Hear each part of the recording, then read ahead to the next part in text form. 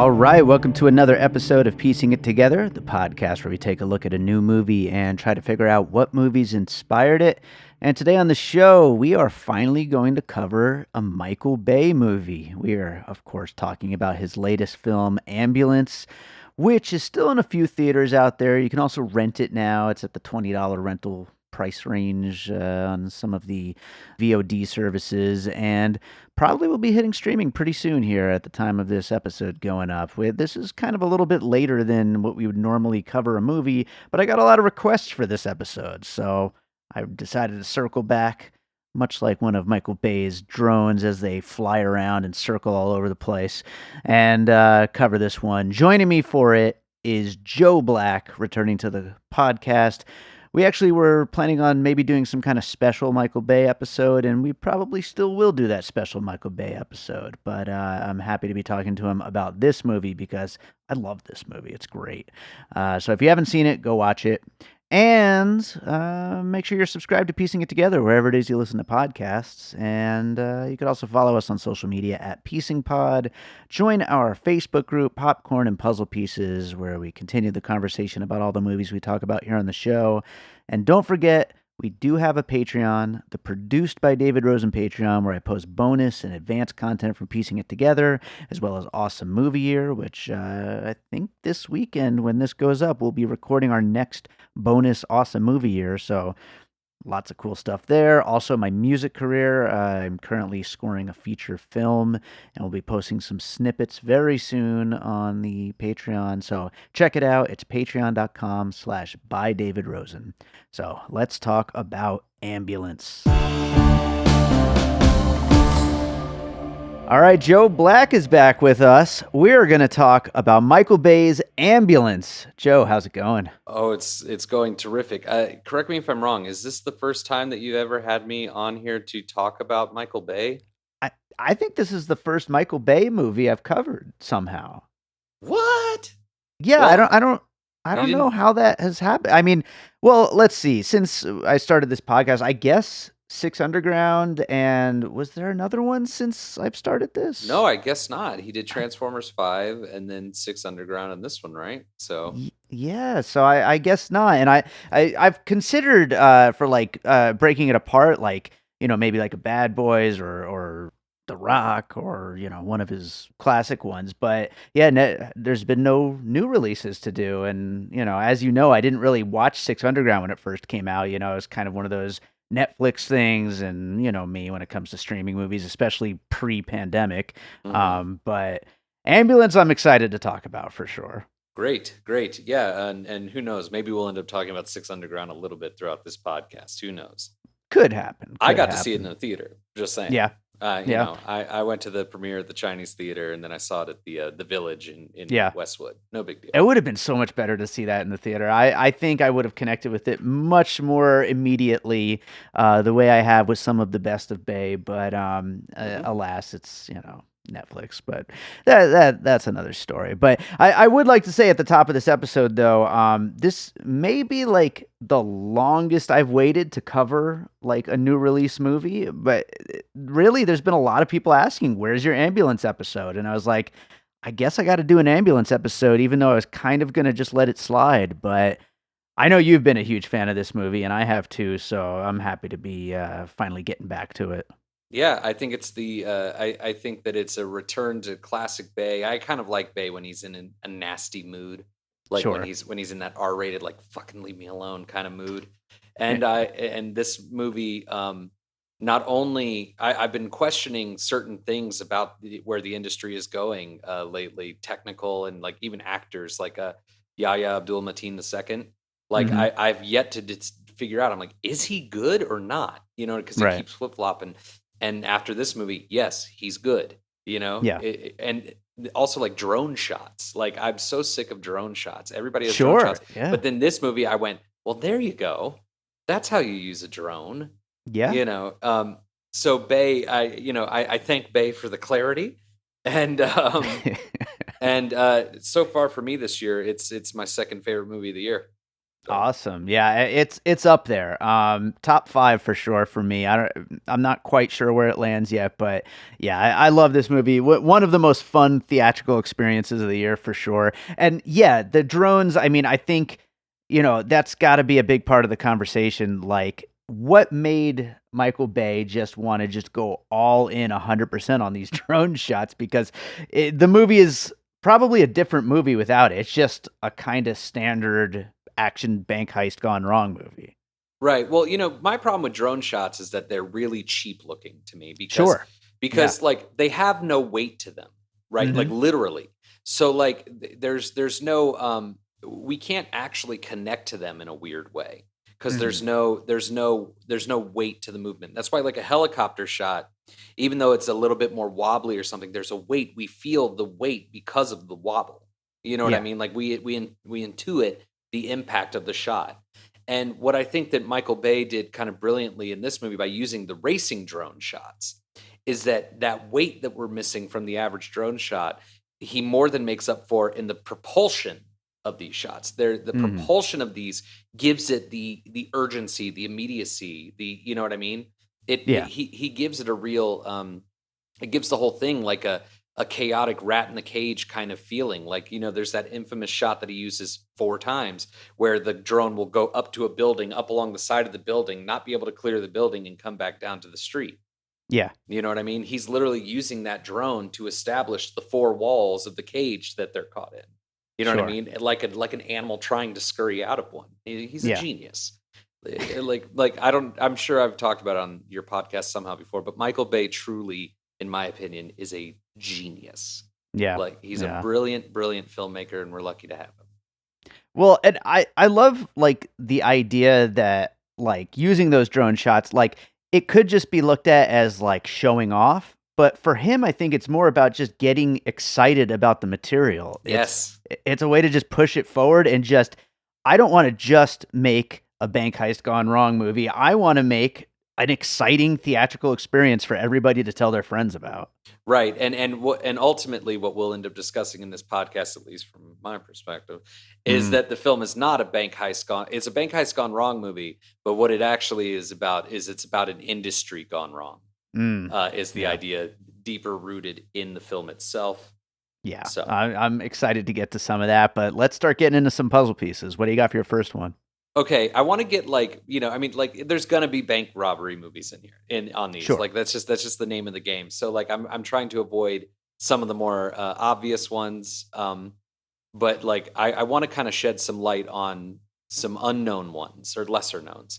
One Mhm. of them would be a 1971 Goldie Hawn Warren Beatty film directed by Richard Brooks called Dollars. Okay. It's actually it's actually a dollar sign. It's not even like the title isn't even actually dollars. It's a dollar sign. So it's really hard to Google. Not that they were thinking about that in 1971. But Sure. the story is about a con man and a con woman who are in Germany, and the con man sets himself up with a bank as a securities expert who's going to install this brand new security system in the bank itself, Mm, and but he ends up just setting it up so that he can then rob them, and he right. uses the help of this she's somewhat of a call girl kind of like detractor as his accomplice to make it out of Germany with all of this stolen money. Okay. It's actually gold in the movie too, so like I don't know why it's quite called dollars, but it's a brilliantly funny thriller. Like you wouldn't call it a comedy, but if you were to look at the poster with them like hanging from like I think they're on like a hot air balloon and like money's flying out of their bag and Goldie Hawn and Warren Beatty's smiling all big and cartoony. Um, Yeah. it's very, very, very funny, and I really appreciate it. But it's also it was when I saw it, the thrill. It's such a tense thriller. Like I was so tense watching them in some of these scenes that I had to fast forward, not Mm. because it was bad, but just because I was like, I don't like this. Like I, like Too it's too much. much. Yeah, like there's a whole Yeah. scene where he's like running along ice, like a frozen lake, and this car is chasing him on a frozen lake, and like I'm worried for Warren Beatty, I'm worried for the stuntman, I'm worried for like that like I'm worried that that car is going to fall through the ice and kill whoever is driving it for real. Yeah. Like, and I like that it kind of pulled in that real world fear of mine, Hmm. into the narrative. And I think that this movie, Ambulance, especially with how heavy it is on its practical effects and how Bay loves a car flip and how like he really knows how to ramp up tension and fear at the same time. Yeah, yeah, absolutely. Well, I think he's also kind of playing a little bit with our expectation of what a Michael Bay movie is, and of course, he's got references to his own movies in this, which is a lot of fun, especially for a podcast that talks about what movies inspired other Sure, movies. sure, Him sure. kind of being inspired by himself. I'm sure there might be some Michael Bay involved in our pieces down the line here, but yeah, I love that though about like the intensity of that Dollars movie. It sounds like a lot of fun, but like really exciting. I It I want to check that out. it is, but it also has really broad comedy, like a sequence where like Goldie Hawn is like hooking up. I think he's supposed to be like some kind of politician. She's like got him and she's trying to get info to blackmail him on, and his fetish is like firefighters. So she's Hmm. wearing like fighter helmet and like sounding the alarms, and like he's like, Nice. put out the fire. And Bay is not afraid of those big comedic strokes too. Like Jake Gyllenhaal's like assistant in this movie is like hilarious. The guy who Yeah. has to like spray paint the car, and you know what I Oh, mean? he's Like, great. yeah, Bay never strays away from that big broad comedy, even in the middle of like like heart racing tension. And you talk about his references, and like honestly though, if anything, I saw his self-referential moments in that almost as like a way to prove that he's still culturally relevant and knows what's going on in the American lexicon, because Hmm. we are talking about Bad Boys and we are talking about The Rock in our everyday lives. Yeah. Like, you know what I mean? Like that is an actual thing. It's not Yeah. him like filleting himself. It's him like being like, I know what you're talking about. I know what you Yeah. like. Like I Absolutely. know what sticks with you, motherfucker. Yeah. Yeah. So There was that meme when this movie was like coming out, like a week or two before it came out, about how like I'm old enough to remember when Michael Bay was like the bad thing happening in Hollywood movies, and now it's come back around, it's come full circle, and now mhm. he's gonna save Hollywood movies, and He- it's he's almost like the director version of Keanu Reeves, where right, like sure, he shows up, he's like his movies are sexy and cool and everybody loves them, but then they start to be like, well, they're dumb. These are just mm, dumb movies, and they start to rip on him. But then he starts to make these movies like 13 Hours and Pain and Gain and stuff, where you actually start to see that he's got substance and that he actually cares, and that his yeah, mind might actually just be working in a way that ours don't, and we yeah, start to appreciate him because of that. yeah, Uh, absolutely. that was the trajectory Keanu Reeves took, right? Like Yeah, sure, that works. we like him now as a person, so we can appreciate what he's doing on screen. Well, as we know, I love John Wick Chapter 3, even though I know you don't really like that one. But Mm. Mhm, yeah, mhm. I mean, I so don't hate it. It's just boring. nah, it's great. I 5 prefer. stars. Well, the guy from Double Dragon is in that. I forget his name. I feel so bad. The guy who Guy played for Jimmy in Double Dragon is the villain. I forget his name, and I feel so bad. Dacascos? Is Yeah, yeah, that? yeah, yeah, yeah, Yeah, yeah. yeah. He's Jimmy from Double Dragon. I much prefer Double Dragon. Oh boy. Let's move on from that, and I'll go to my first Movie. piece, which is 2016's Hell or High Water, the Taylor Sheridan written film with Chris Pine and Ben Foster as brothers who go to rob a bank for basically reasons that the system has failed them. Basically, the American system has failed them, and Michael Bay, like I feel like a lot of people would maybe accuse him of being like kind of dumb, conservative, ultra patriotic, but he's also like incredibly critical of the American system and everything wrong with it.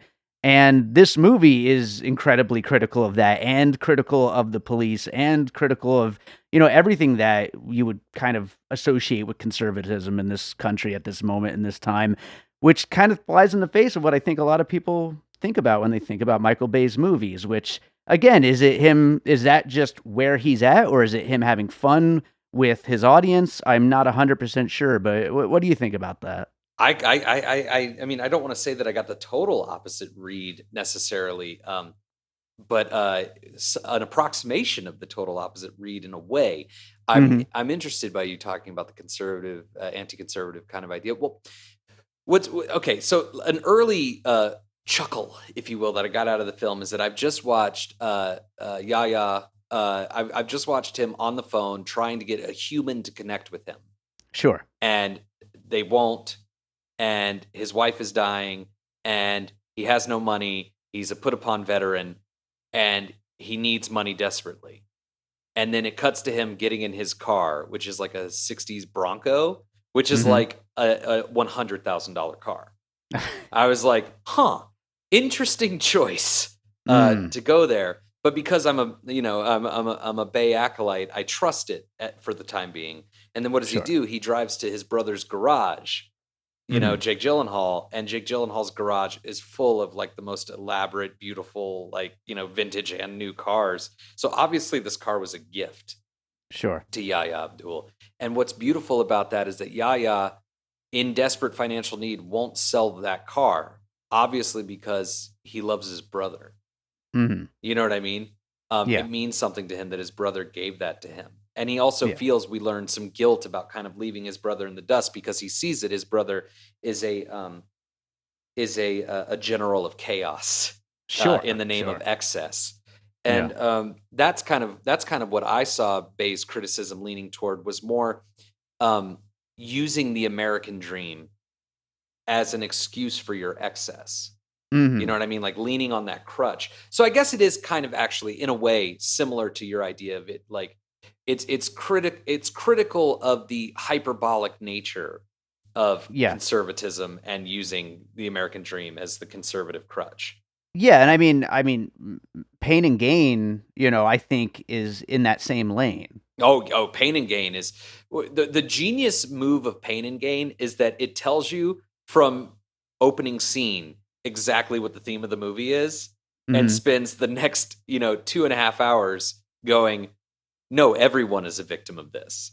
Sure, everyone. Like that's kind of the bait and switch. You think you see exactly what he's talking about, but it's like, no, it's not just the dumb meatheads. It's also like just the average guy trying to live his life, like Ed Harris. It's also the guy who owns his own business. It's also the evil corporate slug that we're all doing this right now. Sure. And Pain and Gain is his. I mean, that might still be his best movie. I think it might be too, and I know not everybody gets it, but there's just so much to that movie that I love. But I never saw Hell or High Water, though. I didn't love Hell or High Water. Yeah. I just see similar themes here, but like I did not love that movie. But I know a lot of people. Obviously it came out right at the height of the whole Taylor Sheridan, or maybe he's even higher now. I don't know. But, well, a lot of people when it came out, like I as I've talked about on here, and as some of your other co-hosts who have graciously mentioned me at times, sometimes they like to angle me as a contrarian, and I understand that. Sure. I don't agree, but I understand.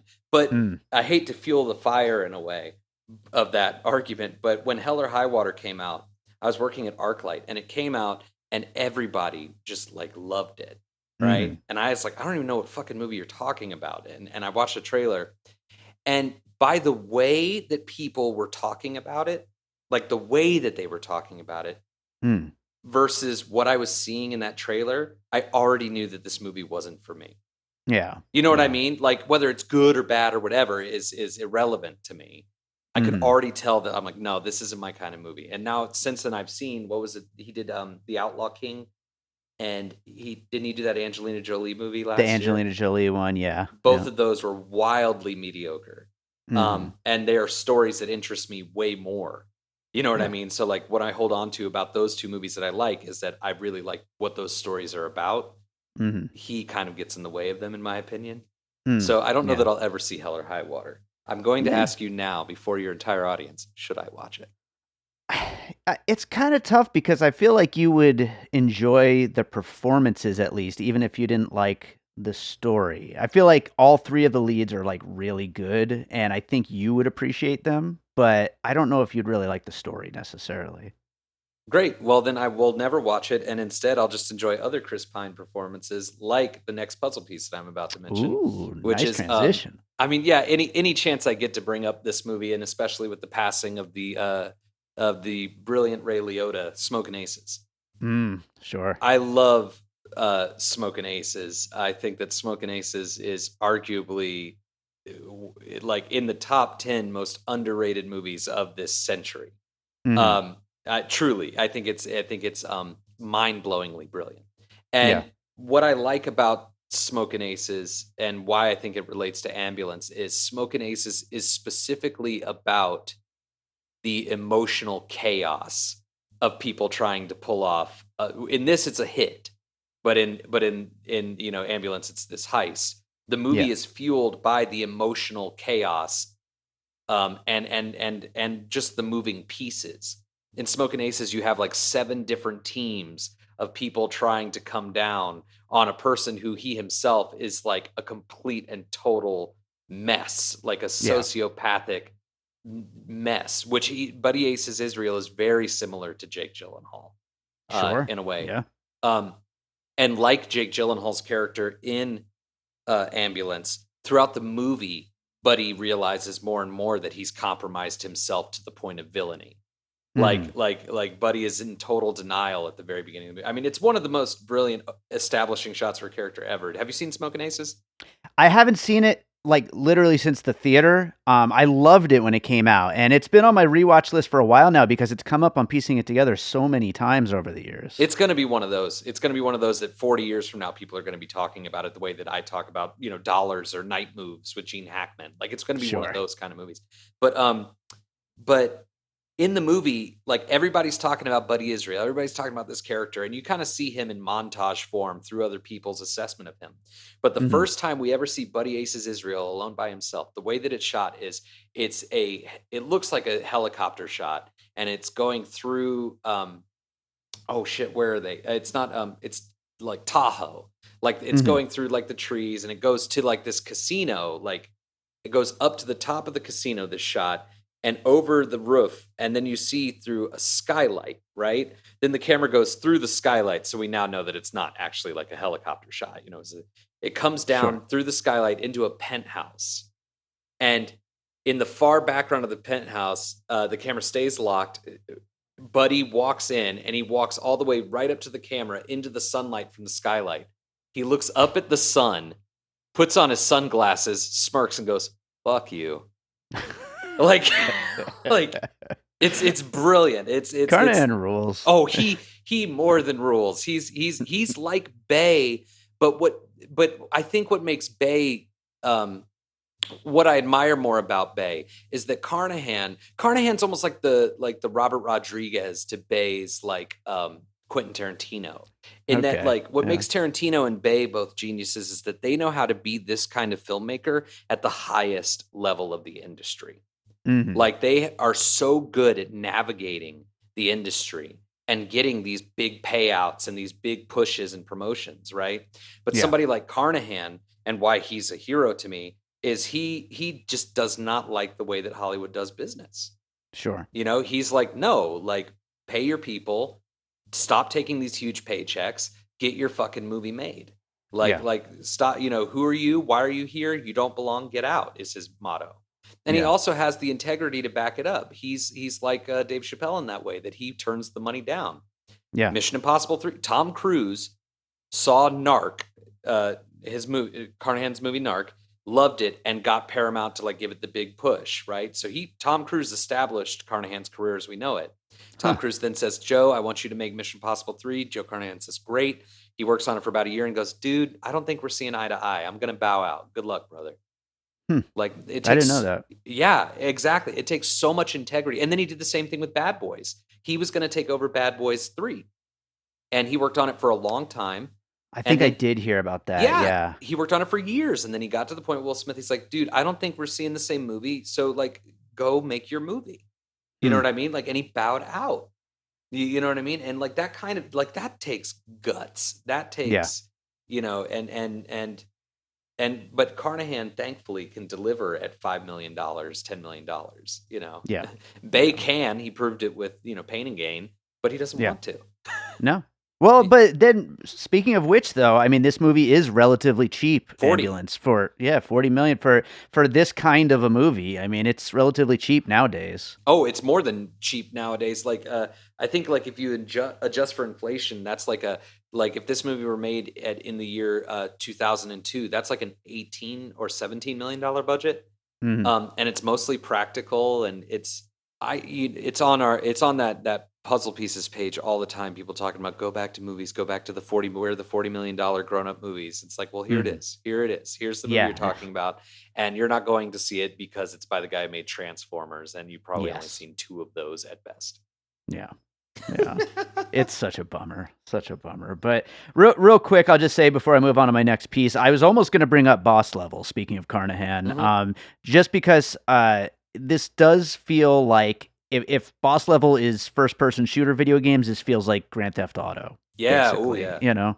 So it's kind of in that same kind of inspired by video games thing. But instead, I will go. You were just talking about Tom Cruise. I will go to his Michael Mann thriller Collateral, Mhm. where he basically kidnaps Jamie Foxx's taxi driver and has to take him around to various stops around town while pulling off these hits.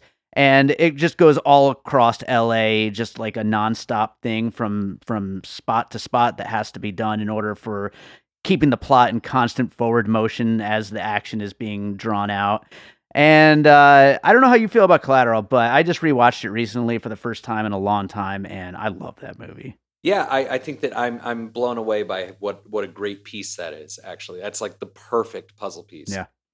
And also props for segueing it from us just talking about Tom Cruise a second ago, and also props for using that instead of Heat. Sure. In Collateral, I saw it for the first time while we were making Natasha Hall. I had never Oh, seen wow. it. I really don't like Jamie Foxx as an actor. It takes a lot for me to go see a Jamie Foxx movie, so I never saw it. And I also don't like Tom Cruise as a person. He's a fine Mhm. actor, but he creeps me the hell out. I think he's the creepiest person alive, Yeah. and I'll stand by it. Watch Cocktail and tell me if that isn't the scariest person you've ever met in your life. But Collateral, when I was watching it, I'm also not a Michael Mann fan. I just want to Mhm. point that out. I do like the movie Miami Vice. I know That's like Jamie a hat Foxx. trick right there. All three. I mean, Yeah, that's right. Well, I mean, Jamie Foxx is like, like I know he's in that one, but I think he's really great in that. I think it's one of the reasons I hate Jamie Foxx is his ego. And I mean, like, it takes a lot of ego to be like, we're making a Miami Vice movie. Why isn't this about tubs? mm.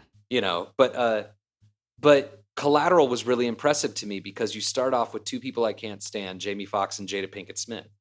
Like, that's like the opening of the movie. And I'm watching it and I'm like, wow, I don't like Michael Mann. I don't like Jada Pinkett Smith. I don't like Jamie Foxx. I'm really enjoying this movie. Like, I thought it was really excellent. I was like, Yeah. I'm in it. Then the second Tom Cruise gets in the car, suddenly Jamie Foxx's performance becomes all ego. Suddenly Jamie Foxx and Tom Cruise are trying to chest puff each other. You know what I mean? Well, yeah, and I mean certainly they are, but Yeah, and if you enjoy it though, it works. I see, and like I, it took me out of the movie. It took me away from the 2 characters and into like watching these 2 egomaniacs out egomaniac each other. And I also felt like the plot kind of, it tries to pull that To Live and Die in LA twist where the main detective, Mark Ruffalo, you think he's our guy, and then he gets offed halfway through. It tries to pull that card, and it just, from there on though, it totally lost me 100%. I mean, the Javier Bardem scene is just as brilliant as everybody suggests. And even he's very similar to the character in AmbuLAnce, the cartel guy in AmbuLAnce. Yeah, that's another. Yeah, They're very similar in like attitude. It's funny. I wonder if I should share this story here just with you later. But I met a guy at a Starbucks drive-through window who reminded me of those 2 characters. oh boy. Yeah, like we'll tell you about that later. It's very funny. Okay. I felt very threatened by him, but admired at the same time. Oh, okay, gotcha. But yeah, Collateral, brilliant piece. I do not care for that movie, and by the time it got to the ending on the train, I'm waiting for the train after he has that whole speech about it. I'm like, okay, so he dies on the train. Let's get to a train. No. Yeah. Or it's perfect, but I mean, I guess. I mean, I think that there's a difference between like waiting for something to happen and then waiting for something to happen. Yeah. I know you like that. What's that movie with the Mud? You like Mud. Sure. And I think we might even talk about it on the very last podcast, but like they mentioned like rattlesnakes and rattlesnake bites so many times. Like after like the 5th time, I'm like, all right, like just fucking somebody get bit by a snake. Like, I'm ready for it. Yeah. So let's go on to your next piece. My next piece, I'm going to kind of pivot away from the adrenaline rush that is the last couple movies we've mentioned, and I want to focus more on the subversive nature of AmbuLAnce. And I want to reference one of my personal favorite movies. It's the only movie poster I have up on my wall aside from Natasha Hall. I know, the vanity. It's a film that Jason Harris actually likes very much and has mentioned to you before on your podcast. It's Martin Brest's 1979 bank heist comedy, Going in Style. Oh, sure. Yeah. Art Carney, George Burns, and Lee Strasberg. It is about 3 old men who are just bored and decide to rob a bank out of boredom. They are roommates, they're widowers, they're, and they're just finally like, ugh. Like, I think they even, the whole catalyst is they see this like fat kid just eating ice cream in front of them, staring them down. They're like, what the fuck? Like, what are we doing with our lives? And what's so interesting about it is you see these 3 old men, they like drive into fucking, I don't want to give away all the stuff that happens, but it's just very casual for them figuring out, all right, well, we need to pick a bank. We need some disguises. They settle on like Groucho Marx, like, nose and glasses, novelty nose and glasses or whatever. We need to get a couple guns, and their whole ultimate thing is like, if we get caught, who gives a shit? We're like 100 years old and we'll just die, in prison. Who gives a shit? Yeah. And what's so brilliant about the movie is that the bank heist is over at the end of Act 1. Yeah. And you've seen this movie? No, I've never actually seen Going in Style. No. Okay, great. So like AmbuLAnce, the bank heist itself is over at the end of Act 1. And it almost kind of like tricks you in a way. That like, oh, like this movie isn't about the bank heist necessarily. It's about quote unquote getting away with it. Yeah. And they remade Going in Style in like 2017, I think. Sounds about right. I remember that Idiot Sandwich movie. Who made that? It was Zach Braff. Zach Braff directed it, right? Yeah, and like, look, man, like I'm not one of these people that's like, oh, don't touch a classic. Like, no, it's fine. I don't care. Like, do whatever you want. But the remake of Going in Style gets everything wrong. In Going with Style, the remake, have you seen that film? I have not. Yeah, no. There's a reason. In Going in Style, the remake, it's Michael Caine, Morgan Freeman, Alan Arkin. That's what I thought, yeah. They give them motivation. Not only motivation to rob a bank, but they also give them motivation to rob a specific bank. The opening scene is Michael Caine finding out that he can't refinance his house from this bank, that they won't give him a loan.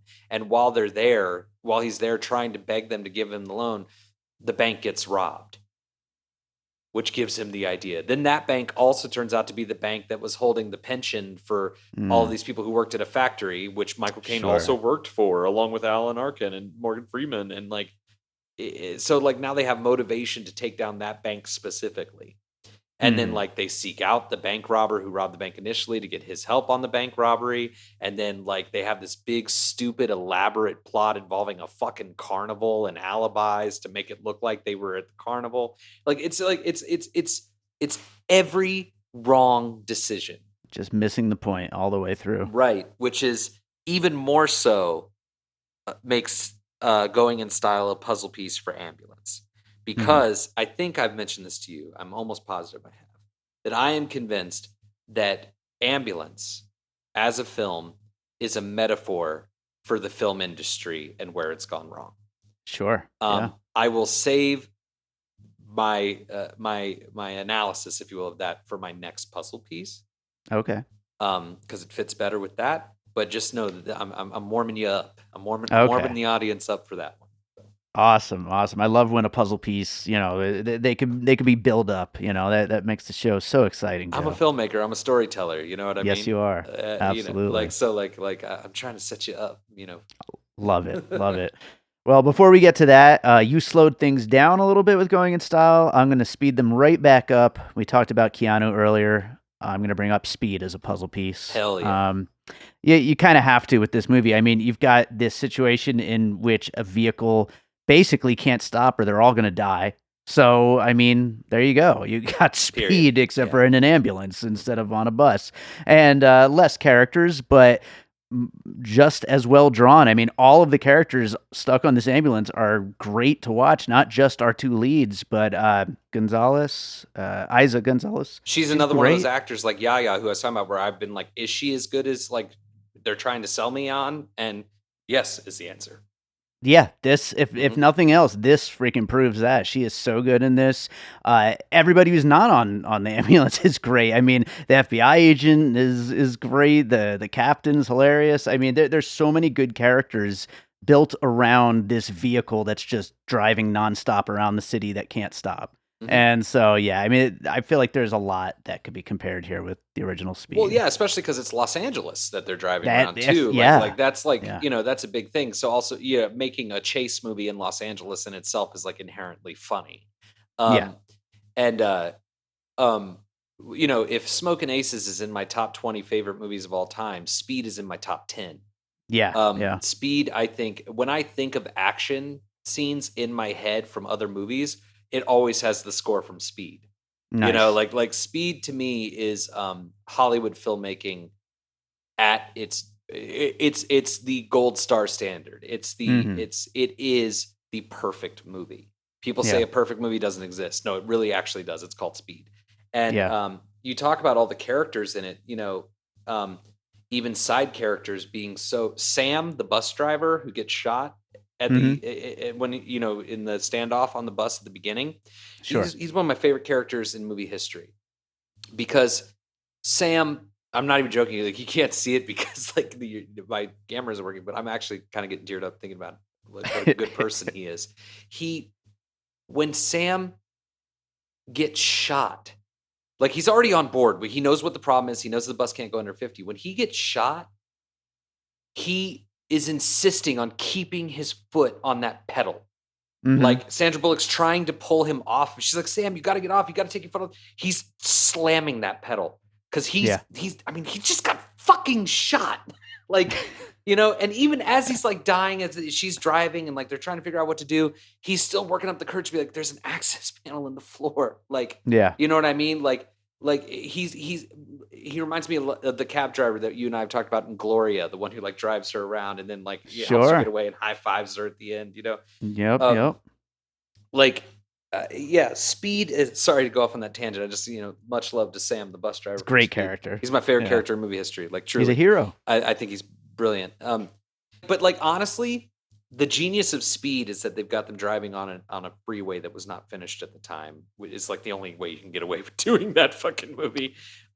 I just came back from California and the traffic, I just can't even imagine. And you were in Pasadena. I was in Pasadena. Like you were in the light traffic, like, Yeah. But one thing about AmbuLAnce that actually speaks to Bay's career that a lot of people aren't talking about when it comes to Bay is that he is trying to lend attention to marginalized voices and to minorities.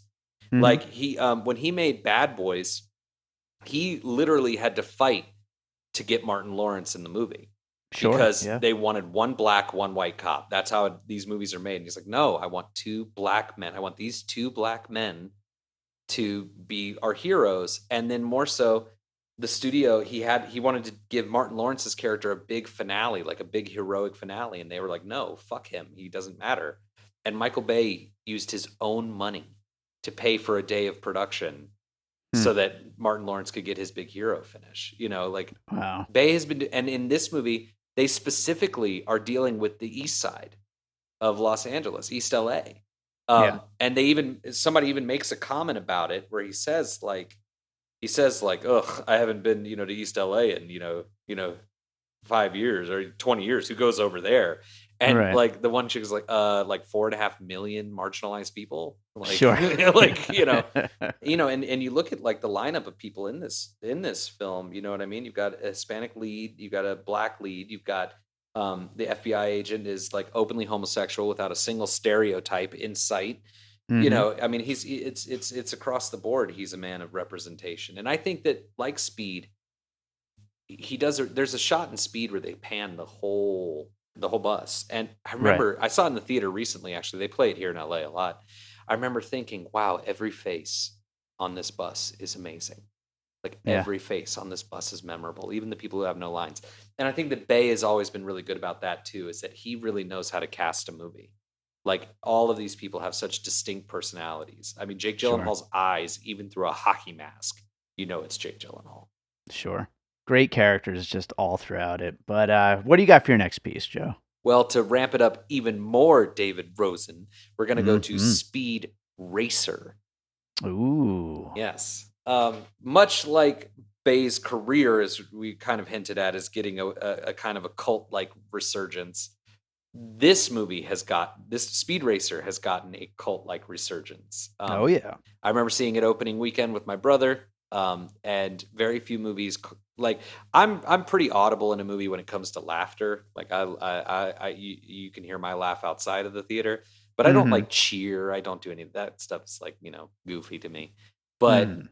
Speed Racer at the end of that movie when he skid Just across the standing finish up line, and just I fist bumping. yeah, I was jumping. I was pulling out my own hair. I was like, holy shit, Um, Yeah. you talk about an adrenaline rush of a movie. The opening 18 minutes of Speed Racer is some of the best like writing you'll ever see in a movie. Like the way that the opening 20 minutes of that movie is constructed, where by the end of 20 minutes we've gotten a big exciting race. We've gotten all the exposition about the danger that Speed Racer is in. We know about all the villains. We know about every character. We know about their relationship to each other. We know what they have to overcome uh, physically and emotionally. And we also know what their goal is by the end of Sure. this 20 minutes, all wrapped up in an action sequence. Like it's Yeah. masterful. It's It's masterful. perfect. Yeah, it really is. And so, I mean, like other than these obvious comparisons that I'm drawing for AmbuLAnce, this is the one where I kind of want to. Speed Racer ultimately is a movie about the movie industry. Hmm.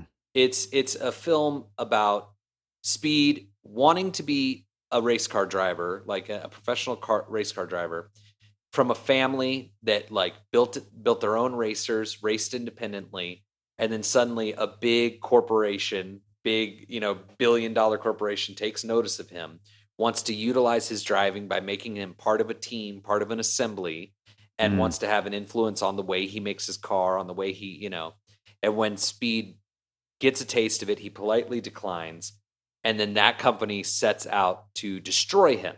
Sure. And not only destroy him by burying him under all of their other products and all of their other like co-corporations that they're like conspiring with, but also by disillusioning him of the things that inspired him to begin with. Because Richard Roundtree plays a retired race car driver who Speed specifically tells the evil corporate guy. I remember when I was a kid watching watching his race with my father and watching him, an underdog, come from behind to win, and that brought our whole family together. And that's what racing is to me, not what you're doing.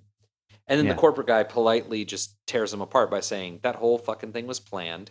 We paid him. We constructed it. Your whole meaning, your whole existence is a construct based in what I'm doing right now.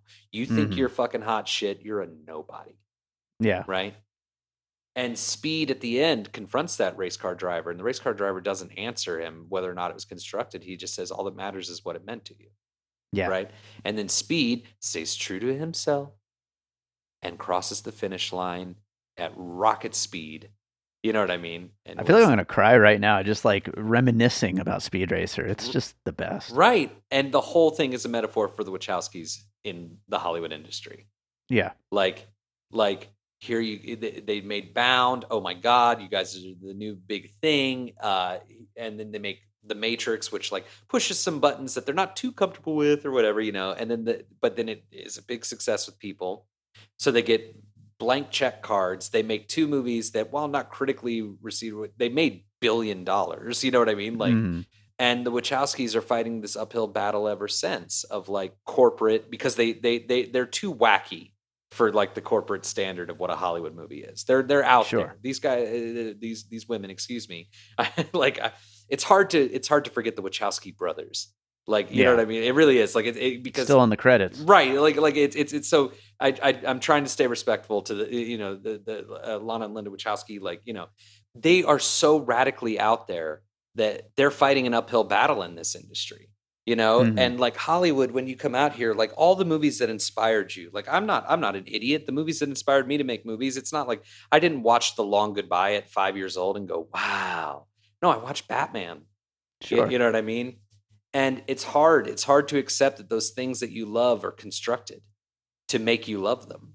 You know what I Mhm. mean? It's hard to not be disillusioned by that, especially when you're trying to make it as a filmmaker yourself, when you're Yeah. trying to stay true to your artistic intention, and you can get completely shut out or swallowed up by Yeah. how this industry runs itself. And AmbuLAnce, like, so I see Speed Racer as a total film about the industry, about Sure. filmmaking as an industry and maintaining your artistic integrity. And I think AmbuLAnce is the same movie. Okay. I think that the EMTs are the filmmakers. I think that the bank robbers are the producers. Mhm. I think that the cartel characters are the foreign investment Mhm. who are just trying to protect their investment. Sure. And I think that the police and the authorities, if you will, are the audiences. Mhm. Now, I hope you're okay with me explaining that a little bit. I'm ready. I Okay. am listening. So first of all, the main EMT, her name is Cam, Cam. They even try to give her real name. She goes, "No, just call me Cam." Right? Like, Okay. so she's a camera, like, for fuck's sake. We're off to like, we're off to a good start, by the way. yeah, I like it. Okay, cool. So what have you got? You've got these producers, these bank robbers who have an opportunity to make a bunch of money as quick as possible, but they have to do it right now. So they go when they're not prepared, when they're not, like when all the pieces aren't together yet, right? Mhm. And they get in over their heads. They Yeah. get in completely over their heads because the audience shows up and the audience isn't into what they're doing. Like the audience, and how do we first establish the cops in this movie? What are they doing? Quoting movies, talking about movies, and talking about how the movie made by Michael Bay, Nessa, is inspiring him to be a romantic and go get the girl that he wants, right? So we literally have the cops, the authoritarian figures set up as, we are the authority on what's going on. We relate to what you are doing, and it inspires us to do what we do. Great. So the producers get in completely over their head, right? And they literally throw one of them under a bus. Yeah, sure. So they throw one of them under a bus. And what do the producers then do to get themselves out of a jam? They get involved with a filmmaker, right? They jump into this ambulance. They have an EMT literally working on them in the audience the whole time. The EMT trying to strategically get the producers to go to where the robbers to go where they're supposed to go, while simultaneously the filmmaker is tending to the audience, is tending to the cop in the back seat. Now, even it's only funny because it's absolutely what the movie is about. It's not even a hypothetical. No, I'm on board so far. When we first meet the EMT character, right? What is her problem? Her problem is that she's really good at what she does, but she's seen so much bloodshed and violence and all this. She no longer can connect with the people she's helping. She has no interest. She's really good at what she does. People, but like the little girl, she can't even stand it. The violence that's happening to these people, to these victims, is so strong that all she can do is ignore it just so she can do her job. And throughout the whole movie, the movie is about her learning to care again, right? Yeah. And the more she learns to care, the more she drops her resentments, the more she leans on like her doctor, ex-boyfriend or whatever. By the end of the movie, she gets her money shot as she's leaving the hospital, right? After going back to this little girl who she rejected. The first of all, that it's a little girl is like the violence, and she herself is a woman. So she's ignoring the little girl inside of her that died once she realized the horrors of the world. She leaves the hospital all victorious, and that's the first time we get the shot of the Hollywood sign in the whole movie. In a movie full of B-roll footage of Los Angeles, the first time we get it is after the money shot of the EMT finally learning to care again and accomplishing something. Now, to further the metaphor of the cops being the viewer, they literally spend the whole movie viewing through satellite feeds or through their phones, viewing and trying to connect with what's going on, trying to draw the dots to what's going on. Now, the cartel guys getting called in. What is it that they do? The cartel guys take a classic car, right? A classic, keep that word in mind, classic car that has been completely given a brand new paint job with gaudy flames and purple and like hydraulics and rims, right? So they take a classic, slap a new coat of gaudy paint on it, put a dummy, a literal crash dummy as the driver, which they're driving by remote control, and they put a fucking Gatling gun in the car, right? And what do? They use that to attack the audience, if you will, to Now, once they finally put so you've literally got a classic that's been gussied up, being helmed by a dummy, driven remote control with an excessive weapon that's unnecessary, right? If that isn't a metaphor for modern filmmaking, I don't know what is. In this land of IP and reboots and requels. Now, what's even more brilliant about that metaphor is that Jake Gyllenhaal, the producers, and they come up with this plan where they've already taken care of the police. They blow up that one ambulance and are able to make their way, away from the police. So the police have already been assaulted, if you will, by these producers. But then in comes this classic car and wipes them all out for overkill. Like, it's just overkill at that point. There's no point in it, right? Like they've already gotten away, and they end up killing our main protagonist police officer. They kill our lead audience member, right? And then once we get the producers, the EMT, and the foreign investors all together in one room, what happens? The producers realize that the push and pull between their artistic intentions, their wanting to connect with people, their connection to the EMT, pulls them away from the evil money grubbers, and it causes bloody chaos, and they end up kind of turning on each other. Like the whole movie is a metaphor for filmmaking. Like, but not even just being an artist, but literally, it's not even. That's kind of one of the brilliant things about the film, is that it's not necessarily a movie for artists in the way that Speed Racer is. Right. It's a movie for the industry to say, like, hey, take your time, make sure you have all the pieces together, and get somebody who fucking cares to see this thing through. Like, that's how you save this city that we love so much, this romantic city that we love so much, Hollywood, And that's what I mean by Bay is a genius. And I know a lot of people this weekend that we're recording this, Maverick has come out, Top Gun Maverick. I was just about to ask you, I know you're mixed on it versus me who loved it, but do you think that kind of comes from the same place of people who care, who give a shit? No. I do. No, but no. But I think it comes from people who think that they care. Okay. No, I'm serious. I'm very serious. Yeah. Because everybody, it's baked into the reviews, professional and otherwise, that this is a movie about caring about movies again, right? Like, that's part of the dialogue of this movie. And at the end of the day, if you watch AmbuLAnce, like, is that what you take? Did you take any of that away from AmbuLAnce, what I just said? Any of that stuff? Not necessarily. Right. But but the reason why I don't think it's like Maverick is because Maverick is so ego-driven that Tom Cruise is making it a point that this is what we need to be doing. This is like how we need to blah, blah, blah, blah, blah. You know what I mean? Like, that's the point of the movie almost. Like, and it's baked into how the movie has been sold to you, man. Like, it's how they're literally using, it's the same thing as saying, like, oh, this movie costs $100 million. That must mean it's $100 million good. The movie making is the only industry that I can think of where the cost of production is baked into the sales pitch. You know what I mean? Yeah. Maybe like a whiskey or something like that. But look at all the actors who have their own alcohols now. So God, David, that's one of the funniest things I've ever heard in my life. That's really funny. Good one.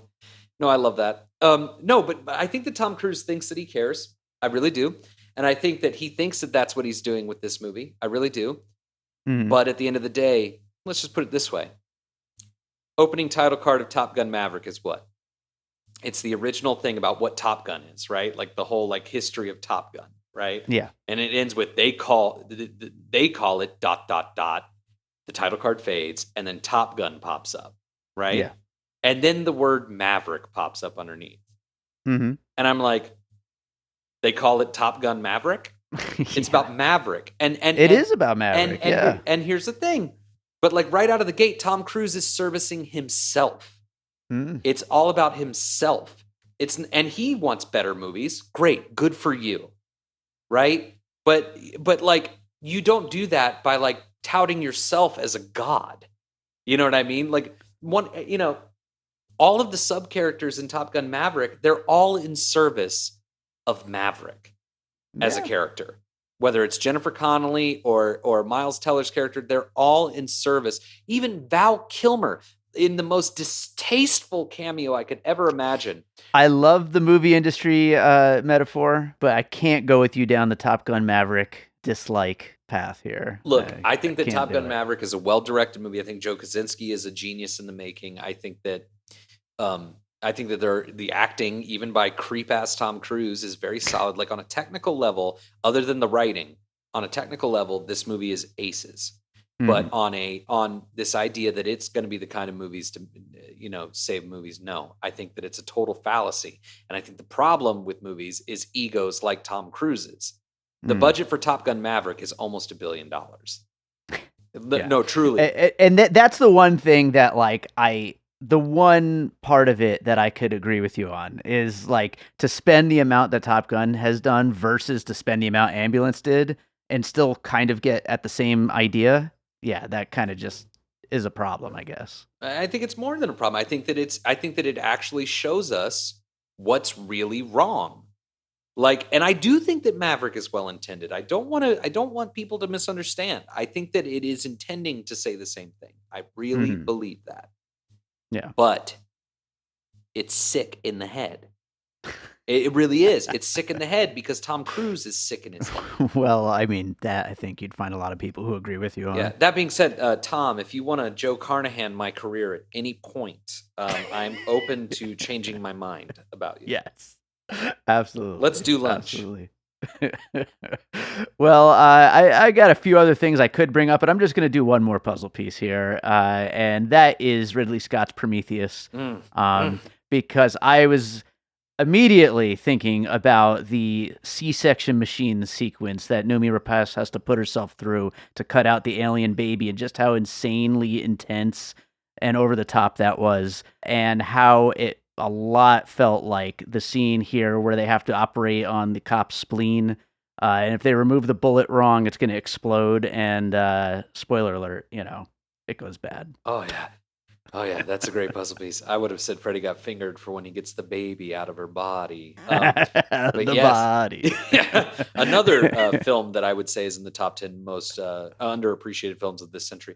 Agreed. Yeah, but, yeah. But no, that sequence, I've seen AmbuLAnce 3 times now in the theater, and every time it bursts, the whole audience just shrieks. Like, it is so, because secretly we're all thinking like, all right, I want the cop to live and I want her to succeed, but I want to see that thing burst. Not gonna lie. Yes. Like we're all thinking it. You know what I mean? Yeah. I've only ever seen audiences react that way consistently like that for 2 other movies. One is in Match Point, the Woody Allen film. Have you ever seen that? You know what? Yeah, I did see that when it first came out. Yeah. I haven't seen it since then. There's the whole metaphor for a tennis ball when it hits the net, and if it falls over the net, you win. If it falls back to your side, you lose. And at the end, when the guy like has his evil scheme and he throws the ring and the wedding ring and it hits the railing and it's supposed to go over but then falls back down. Yeah, yeah. The whole audience, every time I saw that movie a bunch of times in the theater, like 5 or 6. Every time the audience let out an audible like every time.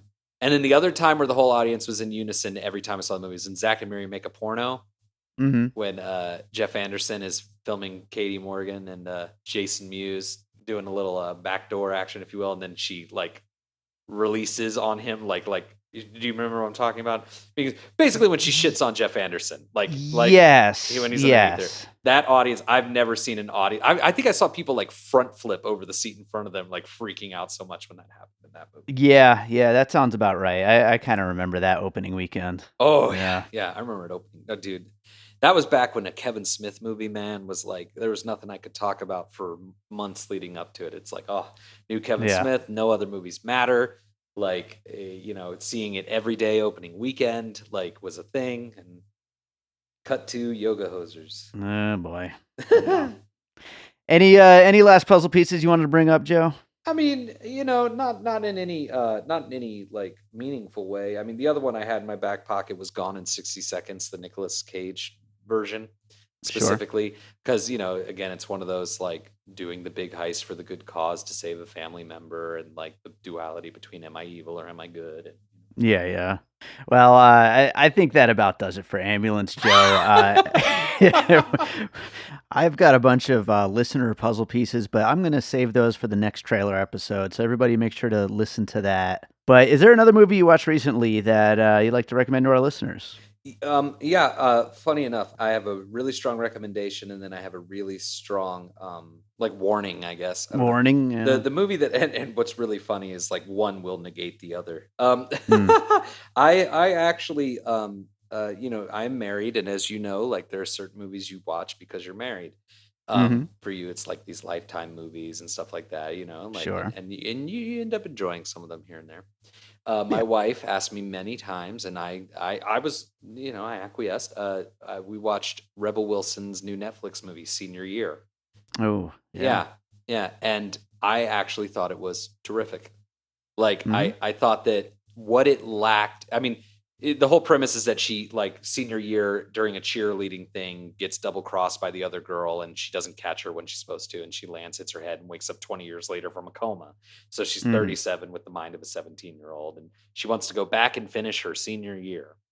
Yeah, I mean, you have to concede to a few things. You know what I mean? Like, I mean, it's the Yeah. dumbest idea ever. You know what I Yeah. mean? Like, so But some movies with similarly dumb setups have been some of our favorites back in like the 90s Billy and stuff Madison. like that. Yeah. Never been Sure. kissed, Yeah. And so you have to kind of like, you already have to like know that you're going to suspend that. And there are certain things that they do developmentally with some of the characters that are like either superfluous or like don't go far enough. And there is also one scene, much like in Top Gun Maverick, where they have a callback character. They have Alicia Silverstone show up as an Uber driver. And it's just like very cringeworthy from minute one. And like Yeah. the Val Kilmer scene in Top Gun Maverick could have been cut out completely without changing anything. Had to get one more dig in, didn't you? But Look, I sound bipolar, but like I thought Top Gun Maverick was fine. I've seen Yeah. it, I gave it 3 out of 5 stars on Letterboxd. That's about as, Yeah. fair as I can be. All right. But senior year, what it lacks in certain departments makes up for in a talented cast landing their jokes.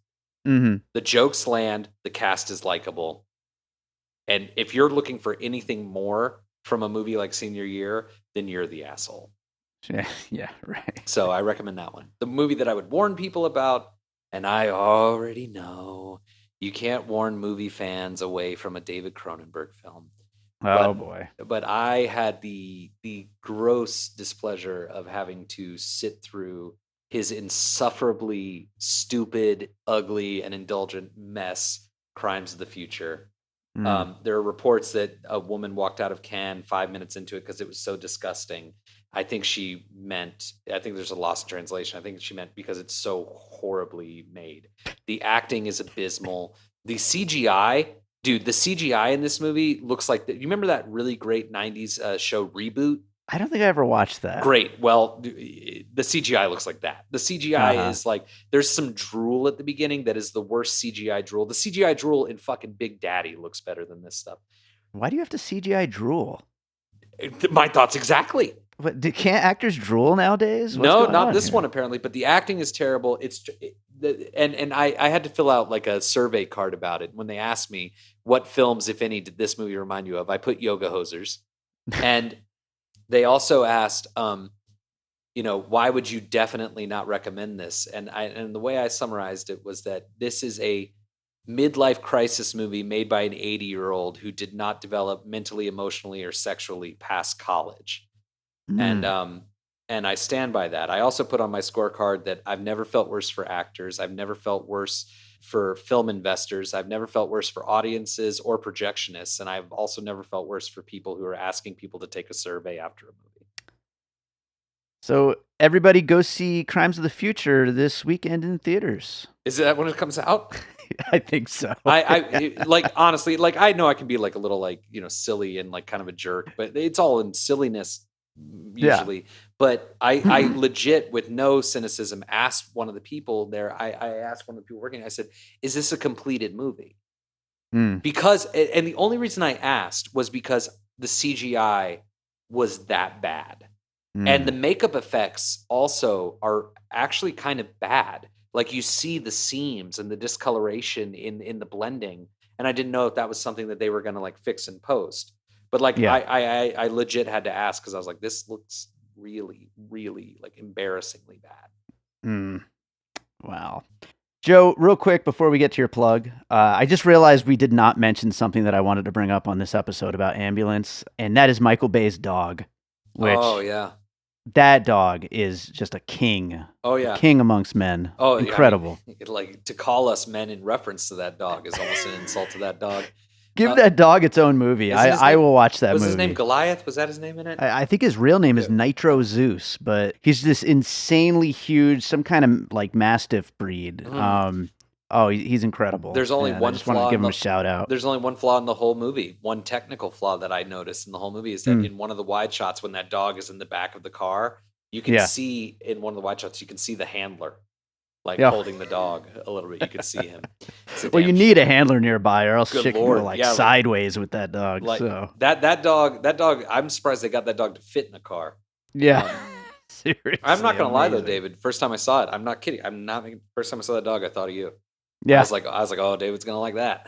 Oh yeah. Absolutely. And I just want to give props, like I said, because I have been kind of like questioning some of these actors who are in this movie. Like, I go back and forth on them all the time. Like I mentioned, Yahya Abdul-Mateen, Eiza Gonzalez, Eiza Gonzalez, Jake Gyllenhaal. Like, these are all three of these are actors that I've been on the fence about, and I think that all three of them give really great performance. I think this is the best Jake Gyllenhaal's ever been in a movie.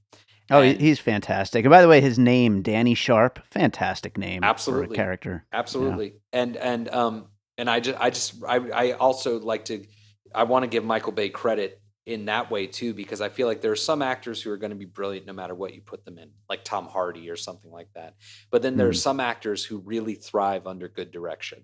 And I honestly would categorize Brad Pitt in that way.